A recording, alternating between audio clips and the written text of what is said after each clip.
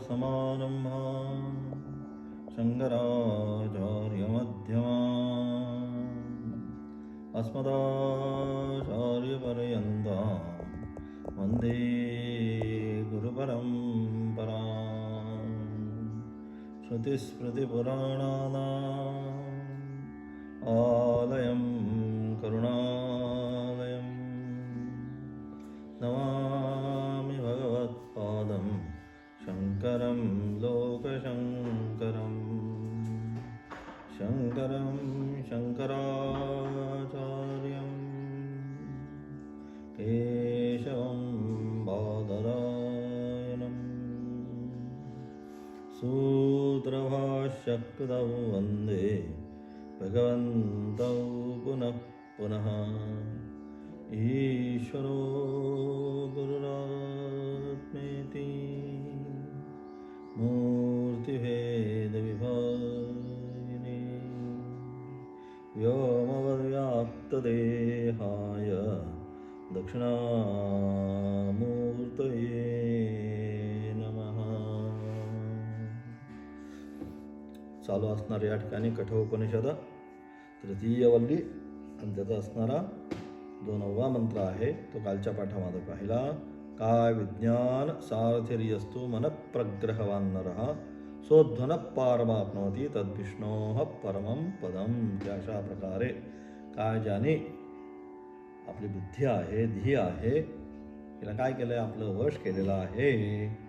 नित्य अनित्य वस्तू याच्यामध्ये विवेक निर्माण झालेला आहे असा जो साधक आहे तो असा साधक ते जे परमपद आहे ते परमपद आपल्या जीवनामध्ये प्राप्त करतो. आणि म्हणजे अशा प्रकारे ते परमपद प्राप्त करून घ्यायचं असेल तर बुद्धी त्या अनुषंगाने सर्व हा या ठिकाणी विषय चालू आहे की जोपर्यंत, कारण ती बुद्धी कोण आहे, ती बुद्धी सारथी आहे. या शरीररूपी जो रथ आहे या शरीररूपी रथाची सारथी असणारी बुद्धी. मग तो सारथी असतो तो काय रथ कुठे घेऊन जायचा, कुठे थांबवायचा, काय करायचं, त्याचा स्पीड किती वाढवायचा, कुठे थांबलं पाहिजे, हे सगळं कोण करतो, तो सारथी. म्हणून या ठिकाणी अशा असणारी शरीररूपी रथाचा सारथी कोण, ती बुद्धी आहे. म्हणून बुद्धीला कळलं पाहिजे, तिच्यामध्ये पाहिजे काय नित्य अनित्य वस्तू विवेक, तिच्यामध्ये नित्य अनित्य काय आहे हे बुद्धीला एकदा कळलं की मग काय आणि कुठे घेऊन जायचं आहे ते पण कळलं पाहिजे.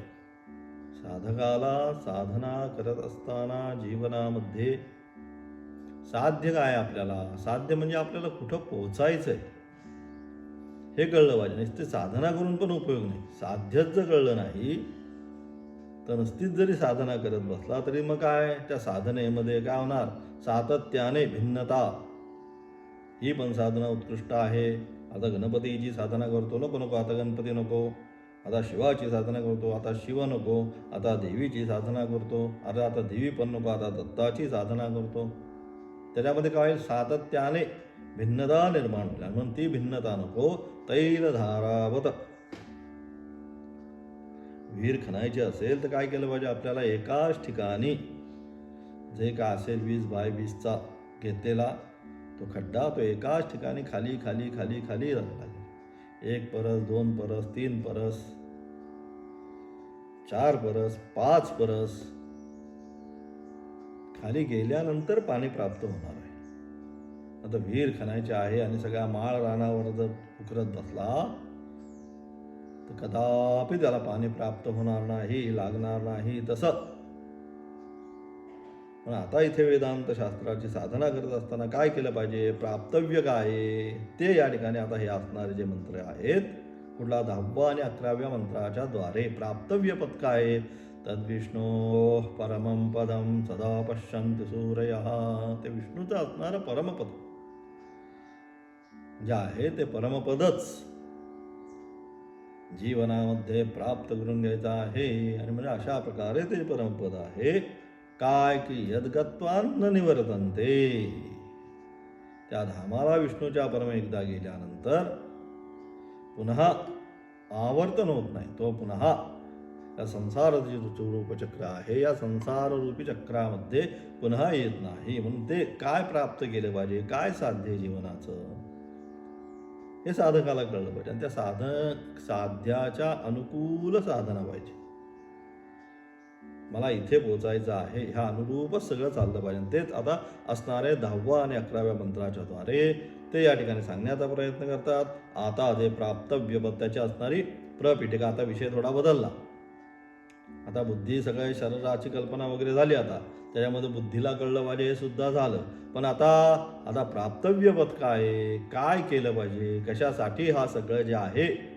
आता एवढी थंडी पडलेली आहे, सकाळी उठायचं आहे, तुम्हाला बसायचं आहे, मला स्नान आधी करून बसायचं आहे एवढ्या थंडीमध्ये. सगळं जे आहे त्या सगळ्याचा अट्टहास काय, कशासाठी हे सगळं करायचंय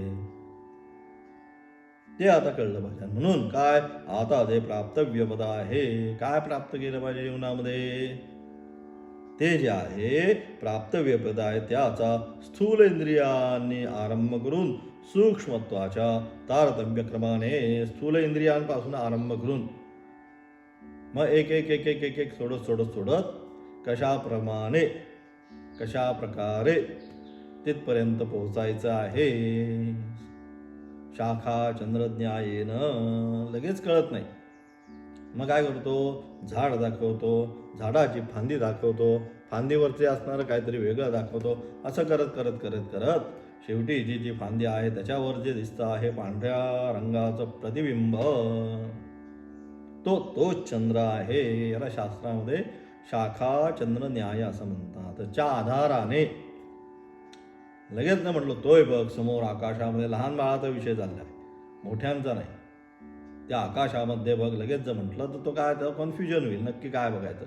मग अशा प्रकारे त्याला मग काय, झाडाचा आधार, फांदीचा आधार, फांदीच्या वर बघ दुसरी फांदी, तिकडे बघ काय दिसतंय का, असं करत आपण त्याला दाखवतो. तसं इथे सुद्धा आता काय केलं पाहिजे, लगेच त्या अव्यक्त स्वरूपाचं आहे, निर्गुण निराकार अव्यक्त असंग, कुठलाही आकार नाही असं तत्व निर्गुण निराकार जर सांगायला आपण गेलो, काय की निर्गुण निराकार तत्व अशा प्रकारे आहे हे जर सांगायला गेलो तर त्याला कळायचंच नाही.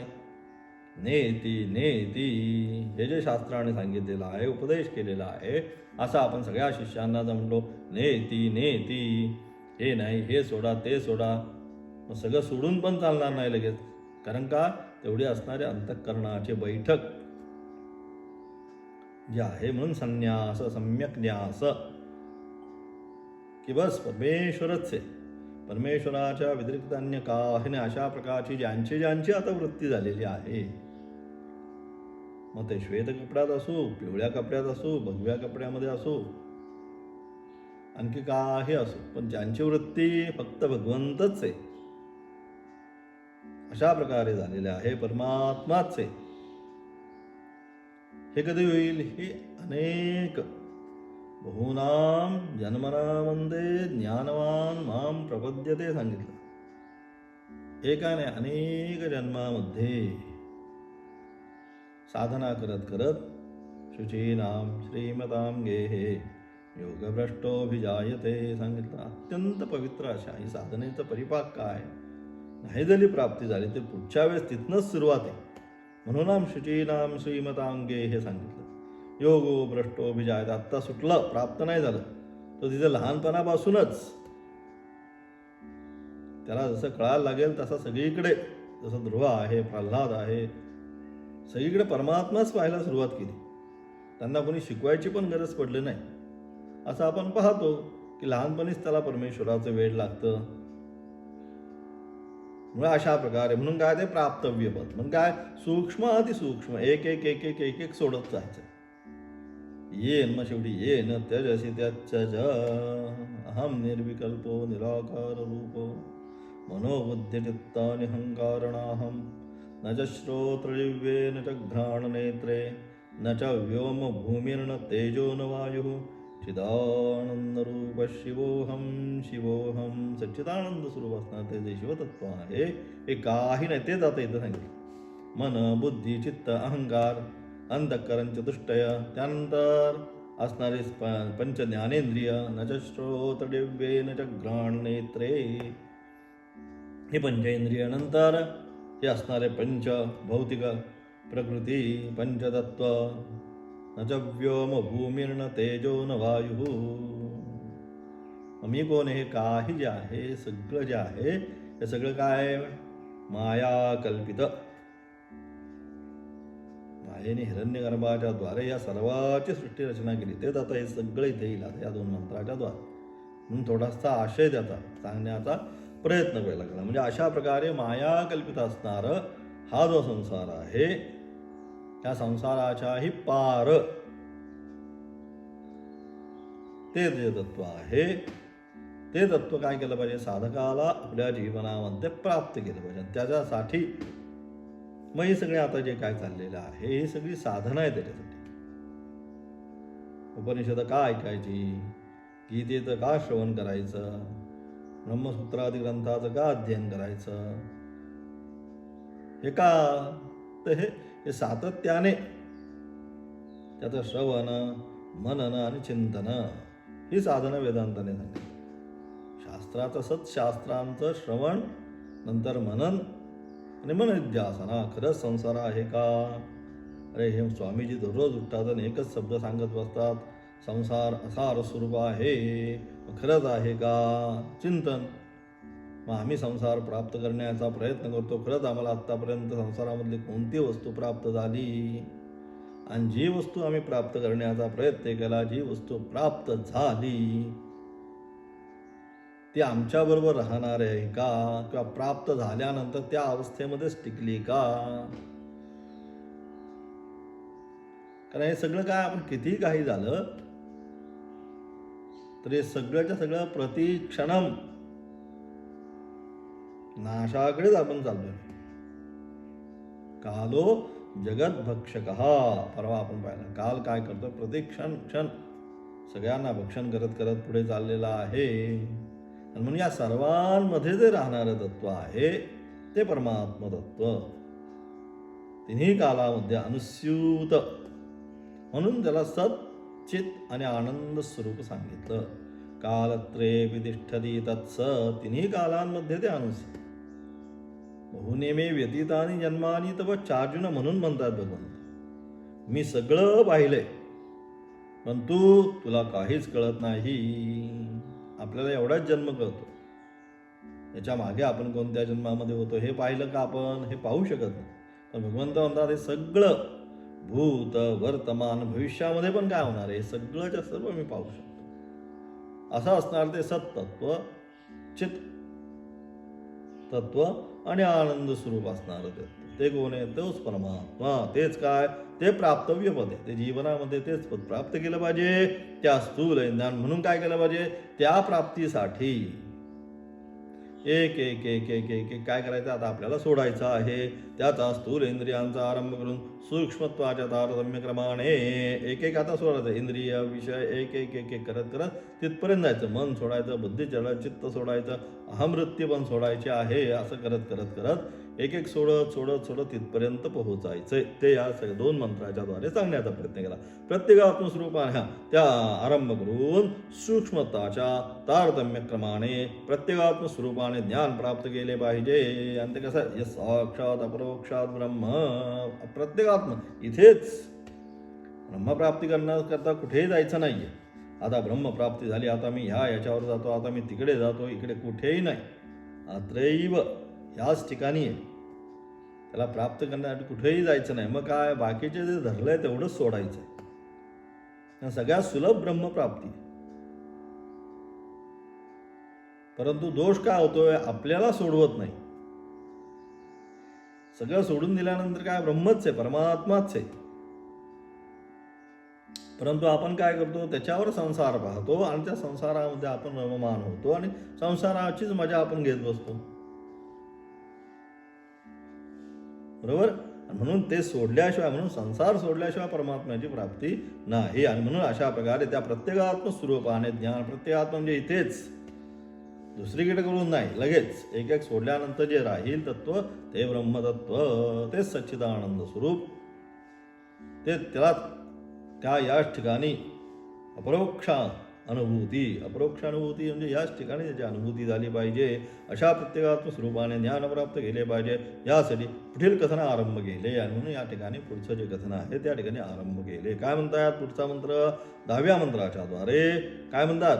इंद्रियेभ्यः पराक्षरतः अर्थेभ्यश्च परं मनः मनःस्तु परा बुद्धिः बुद्धेरात्मा महांतरः. या ठिकाणी म्हणतात इंद्रियाच्या अपेक्षेने काय ज्या विषयांचं ज्ञान होतं ते विषय श्रेष्ठ आहे. कारण त्यांनी ज्यांचं ज्ञान प्राप्त करून घेतात इंद्रिय, म्हणून इंद्रियाच्या अपेक्षेने विषय श्रेष्ठ आहे. मग विषयांचं ज्ञान मनाला प्राप्त होतं. मन म्हणतं हा विषय पाहिजे, ते पाहिजे, अमुक पाहिजे, ते पाहिजे, म्हणून विषयांपेक्षा मन उत्कृष्ट आहे. मनापेक्षा बुद्धी, आता बुद्धी साधारण तारतम्य करते, काय करायचं आहे काय करायचं नाही, निग्रह करण्याची शक्ती तिच्यामध्ये आहे, चंचलत्व नाही, म्हणून त्या मनापेक्षाही बुद्धी म्हणजे काय झालं? आता आतात चाललो. काय करायला लागू आपण? आत एक एक एक एक कवच जसं काढत जातो आपण, कांद्याचं काय जे टरफल असतं ते काय करतं? एक एक एक. तसंच हे पंचतत्वाचं विवरण आहे. त्यातलं एक एक एक एक एक एक काढत आतमध्ये आतमध्ये आतमध्ये आतमध्ये जायचंय. तसं अशा प्रकारे मनापासून बुद्धी बरा आहे. आता बुद्धी सगळं बाकीचं सगळं बाह्य विषय आता गेले, इंद्रिय गेलं, विषय गेलं, मन गेलं, आता बुद्धीवर येऊन थांबलं. आता बुद्धीपेक्षा ते महत्तत्व जे आहे, हिरण्यगर्भ महत्तत्व जे आहे की ज्याच्यापासून हे सर्व निर्माण होतं ते श्रेष्ठ आहे. तर महत्तत्व सांगितलं. परमात्मा अजून आलं यायचं नाही. याच्या माग पुढच्या मंत्रात नंतर शेवट परमात्मा आहे, ज्याच्यापासून याच्या संपूर्ण जगताची निर्मिती झाली ते असणं हिरण्यगर्भ महत्तत्व जे आहे ते त्या बुद्धीपेक्षा, कारण त्याच्यापासून आता पुढे बुद्धीची निर्मिती, च्यापासून निर्मिती, हिरण्यगर्भापासून संपूर्ण सृष्टीची निर्मिती. सृष्टीची निर्मिती म्हणजे पहिले काय? बुद्धीने सगळ्याची निर्मिती करते. बुद्धी सगळे जे विचार आहे तो कोण? बुद्धीमध्ये सगळे संस्कार कुठे असतात? अंतःकरण बुद्धीमध्ये बुद्धी धारण करते. या सर्वांना धारण करण्याचं जे सामर्थ्य आहे हे बुद्धीमध्ये, आणि म्हणून संपूर्ण संसाराचं मूलभूत कारण त्या ठिकाणी बुद्धी. तिला प्रेरणा देणारं ते हिरण्यगर्भ तत्व, त्याच्यापासून संसाराची निर्मिती झाली, म्हणून ते हिरण्यगर्भ तत्व. आणि त्यानंतर महत्तत्व त्याला म्हटलो आपण. ते डायरेक्ट अजून ब्रह्मापर्यंत नाही गेलो आपण, कारण त्या महत्तत्वाची निर्मिती अव्यक्तापासून झाली. पुन्हा अव्यक्ताच्या मागे मागे जायचं आहे. अजून अव्यक्त माया आहे, मायेपासून हे पुढं आता हे आले सगळे. मायेने हिरण्यगर्भाची निर्मिती केली, हिरण्यगर्भाची बुद्धी मन इंद्रिय विषय, असं पुन्हा क्रमाने एक एक एक एक एक एक डिलीट करत जायचं. जसं आलं तसंच तस्मात् आत्मना आकाश वायू अग्नी जल पृथ्वी, या क्रमाने आले तसाच क्रमाने जाणार. कसं? मग पृथ्वी जलामध्ये, जल अग्नीमध्ये, म्हणून प्रलय का होतं? लक्षात आलं का? की त्यामुळे प्रलय होतो. सर्वत्र काय आपल्या मूलभूत तत्वामध्ये ज्याच्यामधून निर्मिती झाली त्याच्यामध्ये विलीन होऊन जाते. मग कशातून आली पृथ्वी? अध्य पृथ्वी. अध्य म्हणजे जलामधून त्याची निर्मिती झाली. म्हणून ते काय आहे? पृथ्वीवर सुद्धा आपण पाहिलं तर 70% पाणी आहे आणि 30%च भूभाग आहे. आणि म्हणून काय करते? ती स्वस्वरूपामध्ये जाते. आणि म्हणून अशा प्रकारे मग हे अशा प्रकारे येणं, त्या ज्या क्रमाने आले त्या क्रमानेच पुन्हा त्यांचं विलिनीकरण आहे. त्याचप्रमाणे पुन्हा जातात आहे महत्पर. त्यानंतर महत्तत्व सांगितलं आता इथे. त्याच्यापासून पुढे सगळ्यांची निर्मिती. मग ते महत्तत्व कोणापासून निर्माण झालं ते पुढच्या श्लोकात सांगितलं. महतपरमव्यक्त अव्यक्तात् पुरुष परः पुरुषान्न परं किंचित् सा काष्ठा सा परागती. सा परागती, सा काष्ठा सा परागती म्हणजे तीच परमगती. अलग लक्षात, तीच पराकाष्ठा तीच परागती. शेवट पराकाष्ठा म्हणजे याच्या परत आता काही नाही. परमगती म्हणजे यस्मात् परम ना परमस्ति, की यापेक्षा श्रेष्ठ आता काही नाही. म्हणून सा काष्ठा सा परागती, तेच शेवट, इथेच येऊन थांबायचं. ह्याच्या पुढे आता जायचं नाही. रेल्वे प्लॅटफॉर्मवर गेल्यानंतर जिथं असे रूळ जाऊन थांबतात, शेवट होतो तिथं असं मोठे असं एक लाकडाचं हे लावून असतं स्ट्रक्चर, बरोबर. आणि मग छान अगदी अगदी म्हणजे मजबूत ते केलेलं असतं. म्हणजे काय, तिथे येऊन थांबणं बस, त्याच्या पुढे आता नाही, प्रवास संपला. तसं सा काष्ठा सा परागती, बस हेच शेवट. याच्यानंतर आता काय होणार आहे का, याच्यानंतर आता काही नाही. यथा नद्यस्यन्दमानाः समुद्रमस्तं विहन्ति नामरूपे विहाय.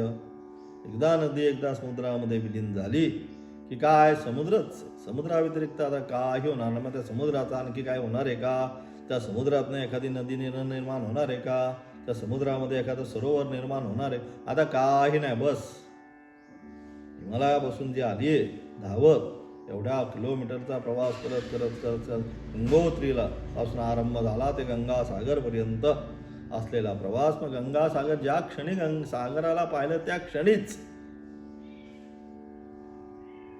त्या गंगेचं जे जल आहे इतकं स्वादिष्ट, इतकं पवित्र आहे.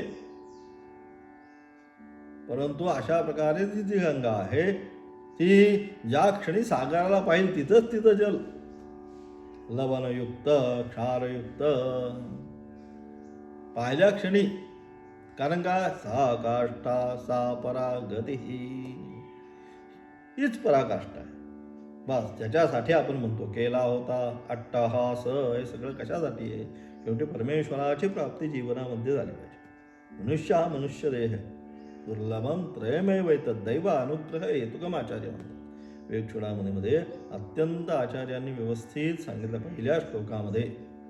हे जे मनुष्य शरीर आहे कशाने प्राप्त झालं, आपलं काहीतरी पुण्यकर्म, बहुसुकृत, जन्मोजन्मी आम्ही बहुपुण्य केले तेव्हा या विठ्ठले कृपा केली. विठ्ठले कृपा केली म्हणजे परमेश्वराच्या कृपेने हे वेदांत शास्त्रात ज्ञान आम्हाला आकलनी व्हावं, आम्हाला कळावं.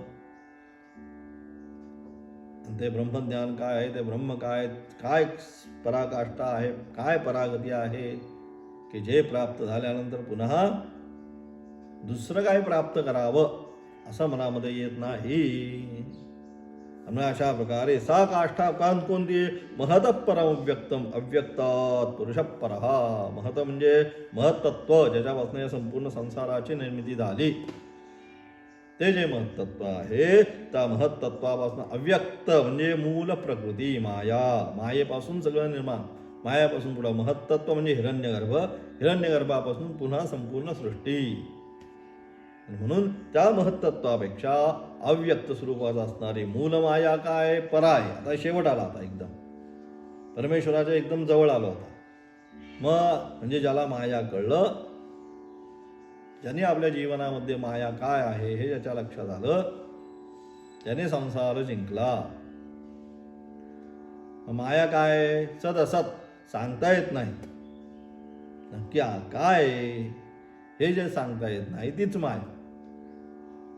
अशा प्रकारे ती काय, मूल प्रकृती, त्या मायेपेक्षाही पर, त्या अव्यक्त अपेक्षाही पुरुषपर आहे. हा इथंही असणारा जो असणारा परमपुरुष जो भगवंत, जे परमधाम जे आहे ते परमधाम यद्गत्वा न निवर्तन्ते, ते परमेश्वराचा असणार परमधाम ते मायेपेक्षाही. म्हणून नारायण पर अव्यक्ता, त्या ठिकाणी गीतेचा आरंभ जो आहे त्या गीतेच्या आरंभामध्येच सांगितलं नारायण पर अव्यक्तात. अव्यक्त म्हणजे माया, ही जी माया आहे ना त्या मायापेक्षा तो पर आहे. या दोघांचा काही संबंध नाही, अलग लक्षात. त्याने मायेला आपल्या अधीन करून संपूर्ण संसाराची निर्मिती करत आहे, तिला स्वतःच्या अधीन ठेवतोय, परंतु तिच्याशी संबंध नाही. आणि आपण मायेच्या अधीन आहोत. ही तीन जे गुण आहेत त्या तीन गुणाच्या अधीन आपण असून म्हणून आपण संसाराच्या अधीन आहोत. आणि तो संसारावर त्याचं प्रभुत्व आहे, म्हणून तो प्रभू स्वामी. आणि म्हणून अशा प्रकारे त्या अव्यक्तापेक्षा, अव्यक्त म्हणजे त्या मायेपेक्षा तो जो परमपुरुष जो आहे, सहस्रशीर्षा पुरुषा सहस्राक्ष सहस्रपात स भूमिं विश्वतो ऋत्वा अत्यतिष्ठद्दशांगुलम. सगळे जे आपली शीर्ष आहे, डोळे आहे, कान आहे, हे सगळे काय आहे? त्याचेच आहेत. केनेषितं पतितं प्रेषितं मनः केन प्राणप्रथमप्रैतियुक्तः केनेषितां वाचमिमां वदन्ति चक्षुश्रोत्रं कौद्देवो युनक्ति. हे सगळं जे कान, डोळे, हे सगळे जे आहे पंचकर्मेंद्रिय, पंचज्ञानेंद्रिय, सर्वांना शक्ती प्रदान करणारा कोण आहे? तो तोच आहे. आणि तो तीच परागती, तोच परमपुरुष. आणि असा तो या मायेपेक्षाही पर आहे. पुरुष मायेपेक्षाही पर आहे. आणि मग पुरुषापेक्षा अजून काय? मग पुरुषापेक्षा पर आता काही नाही. तो असणार ते विष्णूचं परमधाम जे आहे. यद्गत्वा निवर्तन्ते असं जे सांगितलेलं आहे, त्या विष्णूच्या परमधामापेक्षाही श्रेष्ठ दर्जाचा अजून काय आहे का? आता अजून काही नाही. सा काष्ठा सा परागती. तोच शेवट. तिथं येऊन थांबायचंय, तिथे पोहोचायचंय आपल्याला. तीच सिद्ध अवस्था. साधकाची साधना करत असताना सिद्ध अवस्था म्हणजे तीच विष्णूचं असणार ते परमधाम, की जिथे गेल्यानंतर पुन्हा या जन्म आणि मरणरूपी चक्रामध्ये आता येत नाही. ते असणारं परमधाम ते जीवनामध्ये प्राप्त करून घ्यायचं आहे. अशा अनुषंगाने की काय केलं पाहिजे? मग हे केलं पाहिजे जीवनात, की ते परमधाम जे आहे ते परमधाम प्राप्तीसाठी जीवनामध्ये जे मनुष्य शरीर जे मिळालेलं आहे, त्या मनुष्य शरीराच्या द्वारे ते परमधाम जे आहे ते परमधाम प्राप्त करण्याचा जीवनामध्ये प्रयत्न केला पाहिजे. शरीररूपी त्याचा असणारं आचार्यांचं असणारं भाष्य. आचार्य काय म्हणतात त्या ठिकाणी? पहिल्यांदा 10व्याचा अनुषंगाने म्हणतात, स्थूलानि तावत इंद्रियाणि तानि तैहि अर्थैहि आत्म प्रकाशनाय आरब्धानि तेभ्यः इंद्रियेभ्यः स्वकार्येभ्यः ते परा ह्यर्थाः सूक्ष्माः महन्तश्च प्रत्यगात्मभूताश्च. या ठिकाणी आचार्य म्हणतात, आचार्यांचा असणारं भाष्य, भाष्याचा असणारा अर्थ. भाष्याच्या द्वारे काय म्हणतात? शरीररूपी रथाचा आश्रय करून, हे शरीररूपी रथ आहे, या शरीररूपी रथाचा आश्रय करून काय जीव विष्णूच्या ज्या परमपदात जाऊन पोहोचतो. हा जीव काय? ते विष्णूचे जे परमपद आहे, त्या विष्णूच्या परमपदात जाऊन पोहोचतो. ते परमपद सर्वांपेक्षा अंतरतम, ते सगळ्यापेक्षा अंतर, सूक्ष्माति सूक्ष्म, सगळ्यात आत ते. जसं आता कांद्याचं उदाहरण दिलं, एक एक एक एक एक एक काढल्यानंतर तसं पंचकोशाचं विवरण आहे. अन्नमय, तो काढल्यानंतर दुसरा मनोमय, विज्ञानमय, असा हे जे पंचकोश आहे, त्या पंचकोशाचं विवरण करून करून करून एक एक एक एक डिझॉल्व झाल्यानंतर जे राहतं ते काय म्हणून ते अंतरतम सुसूक्ष्म प्रत्येगात्मस्वरूप सर्वाच्या पलीकडे आहे. त्याचे ज्ञान एकदम होणे शक्य नाही, लगेच त्याचं ज्ञान होणं शक्य नाही. म्हणून सगुणाकून निर्गुणाकडे आपली साधना. अलग लक्षात, सगुणाकडून निर्गुणाकडे का? तर लगेच ते निर्गुण तत्व सांगायला गेलं तर लक्षात येणार नाही. मग पहिल्यांदा काय केलं पाहिजे? मग पहिल्यांदा बैठक सिद्ध करण्यासाठी मग त्याला सांगितलं, त्या गणपतीची उपासना कर. त्वं ब्रह्म त्वं विष्णू ओम नमस्ते गणपतये त्वमेव प्रत्यक्षं तत्त्वमसि. महावाक्याचाच उपदेश. त्वमेव केवलं कर्तासि त्वमेव केवलं धर्तासि त्वं साक्षात आत्मासि नित्यं सांगितलं.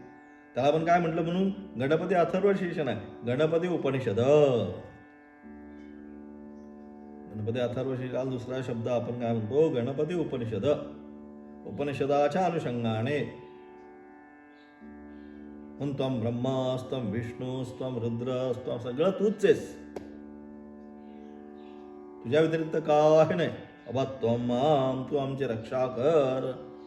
अपश्चातात पुरस्तात, सगळीकडनं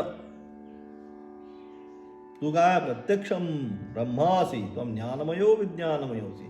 तूच ब्रह्मतत्व आहे, तूच तत्त्वमसी महावाक्याच्या द्वारे दिला जाणारा उपदेश सुद्धा तूच आहेस. अशा प्रकारे आणि म्हणून ते प्रत्येक आत्मस्वरूप सर्वाच्या पलीकडे आहे, म्हणून त्याचं ज्ञान एकदम शक्य नाही. म्हणून मग त्याचं ज्ञान प्राप्त करून घेण्यासाठी काय केलं पाहिजे. आणि म्हणून मग काय सांगितलं, मग सगुण पहिली, म्हणून पहिली सगुण साधना. हे सगळं आहे. गणपती, दत्त, देवी, शारदा या सगळ्यांची पहिली सगुण साधना सांगितली. काहीतरी पुढं आलंबन म्हणजे निरालंब साधना होणं अत्यंत कठीण. मग आलंबन पहिल्यांदा दिलं आणि मग सगुणाकून निर्गुणाकडे. तुझं सगुण म्हणू की निर्गुण रे. हळूहळू काय करेल तो सगुणा साधनाकडून निर्गुण साधनाकडे त्याच्या प्रवासाचा आरंभ करेल. आणि म्हणून अशा प्रकारे त्याचं म्हणजे ते जे निर्गुण तत्व आहे तो सर्वांच्या पलीकडे असणारं जे पद आहे त्या पदाचं ज्ञान अत्यंत सहज होणार नाही. म्हणून ज्ञान एकदम होणे शक्य नाही. यासाठी बाह्य अशी जी बाह्य स्थूल इंद्रिय त्याच्यापेक्षा उत्तरोत्तर सूक्ष्म तारतम्याच्या क्रमाने प्रत्येकात्म स्वरूपपदाने परमपदाचे ज्ञान करून घेता यावे याकरता या विषयाचा आरंभ केलेला आहे. म्हणून अशा प्रकारे ते जे परमपद आहे त्या परमपदाचा अनुभव घेण्याकरता एक इंद्रियापासून आरंभ करून सूक्ष्म त्याच्या आत काय त्याच्या आत काय त्याच्या आत काय त्याच्या आत करत शेवटी ते विष्णूचं जे परमपद आहे त्या परमपदापर्यंत घेऊन जाण्यासाठी याकरता या विषयाचा प्रारंभ केलेला आहे. हा जो विषय आहे या विषयाचा या ठिकाणी प्रारंभ केलेला आहे. त्याचा असणारा आता पुढचं व्याख्यान काय आता इथं सुरुवात केली की पुन्हा आता शेवटच करायला लागला. तो काय आता लगेच होणार नाही. म्हणून त्याचं विशेष व्याख्यान जे आहे ते उद्याच्या पाठामध्ये पाहणार आहोत. ओम तत्सत.